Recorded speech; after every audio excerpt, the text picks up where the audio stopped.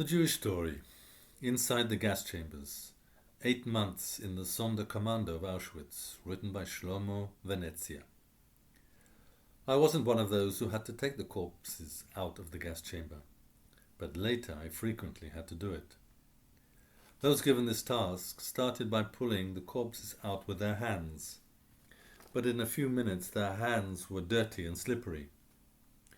In order to avoid touching the bodies directly, they tried using a bit of cloth. But of course the cloth in turn became dirty and damp after a few moments, so people had to make do. Some tried to drag their bodies along with a belt, but this actually made the work even harder since they had to keep tying and untying the belt. Finally, the simplest thing was to use a walking stick under the nape of the neck to pull the bodies along. You can see it clearly in one of David O'Lear's drawings. There was no shortage of walking sticks because all the elderly people were put to death.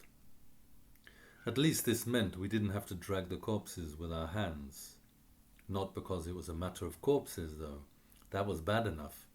It was because their death had been anything but gentle. It was a foul, filthy death, a forced death, difficult and experienced differently by each one of them. I've never talked about this until now. It's such a weight, it's so heartrending that I find it difficult to speak of those visions of the gas chamber. You could find people whose eyes hang out of their sockets because of the struggles the organism had undergone. Others were bleeding from everywhere, or were soiled by their own excrement or that of other people.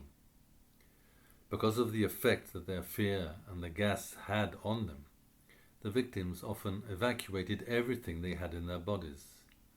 Some bodies were all red, others very pale, but they had all suffered in death. People often imagine that the gas was thrown in and there you were, the victims died.